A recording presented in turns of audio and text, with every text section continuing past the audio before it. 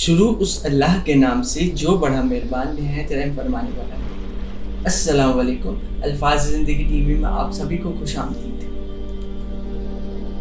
بس وہ دن آ گیا جب 10 محرم کے دن امام حسین کے قدموں میں ہر جانثار شہید ہوتا رہا۔ یہ تاریخ میں لکھا ہے۔ حضرت عباس اپنی آنکھوں کے سامنے اپنے بھائیوں اور اپنے بچوں کو شہید ہوتے دیکھتے ہیں اور بار بار امام حسین کے قدموں میں بیٹھ کر کہتے ہیں کہ میرے آقا مجھے بھی اجازت دے کہ میں بھی اللہ کی راہ میں شہید ہوں۔ تو امام حسین فرماتے ہیں عباس یہ شجاعت کی امتحان نہیں بلکہ ہمارے صبر کا امتحان ہے۔ حضرت عباس جیسے ہی خیمے سے باہر آتے ہیں تو سامنے دیکھتے ہیں کہ حضرت سکینہ ان کے پاس آتی ہیں، ان کے ہاتھوں میں پانی کا مشک ہوتا ہے اور کہتی ہے چچا عباس میرے اصغر نے 3 دن سے پانی نہیں پیا۔ غازی عباس نے بی بی سکینہ کو دیکھا، خالی مشک کو دیکھا اور فرماتے ہیں کہ اے بیٹی سکینہ کہ آپ اپنے پاپا حسین سے کہیں کہ مجھے پانی لانے کی اجازت دیں، اور کہتے ہیں کہ اے بابا چچا کو اجازت دیں کہ وہ نہر سے پانی لے آئے، میرے علی اصغر نے 3 دن سے پانی نہیں پیا۔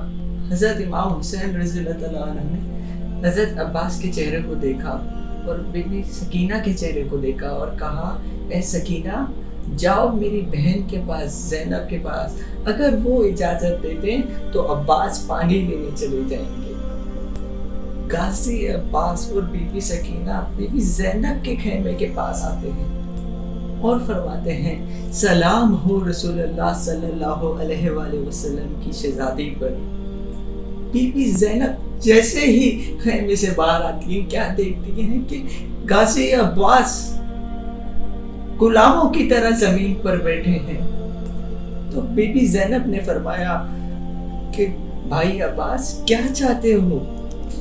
تو جناب عباس علمدار فرماتے ہیں کہ اے میری بہن میں نے آپ سے زندگی میں آج تک کچھ نہیں مانگا، آج ایک چیز مانگنا چاہتا ہوں۔ تو غازی عباس فرماتے ہیں اے میری پیاری بہن 3 دن سے خیمے میں پانی نہیں ہے، بچے بھوکے پیاسے ہیں، مجھے اجازت دیں کہ میں نہر سے جا کے پانی لے کر آؤں۔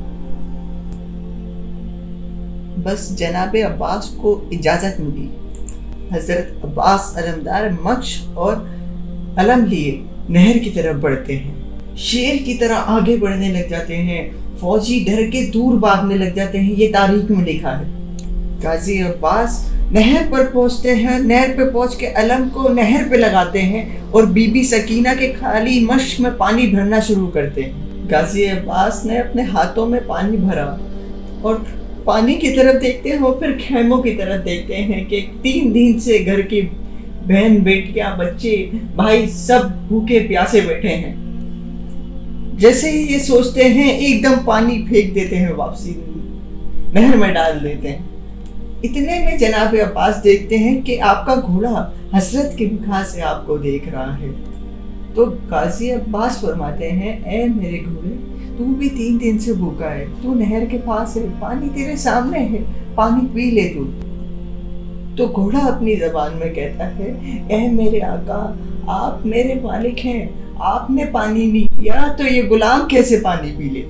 غازی عباس یہ سن کے زاروں قطار رونے لگے اور کہنے لگے اے میرے گھوڑے جب تو اپنے آقا کے بنا پانی نہیں پی سکتا تو میرا آقا حسین 3 دن سے بھوکا پیاسا ہے تو میں کیسے پانی پی لوں؟ بس مشکی سے بھر کے خیموں کی طرف بڑھنا چاہا تو شمر اور عمر بن سعد نے یہ دیکھا اور کہا اپنی فوج کو کہ کچھ بھی ہو جائے یہ پانی خیموں تک نہیں پہنچنا چاہیے۔ تو کچھ سپاہی چھپ گئے اور کچھ سپاہی چاروں طرف سے غازی عباس کو گھیرے ہوئے ہیں۔ غازی عباس علمدار گھوڑے پہ سوار ہو کے خیموں کی طرف بڑھتے ہیں تو وہاں پہ موجود فوج घोड़े का निशाना लिए तीर चलाना शुरू कर देती है। बस गाजी अब्बास का ये एक मिशन था कि कैसे भी करके अपनी सकीना तक पानी पहुंचा दूं, अपनी बेटी सकीना तक पानी पहुंचा दूं। किसी ने छुप कर वार किया। जनाबे अब्बास अलमदार का एक बाजू कट गया।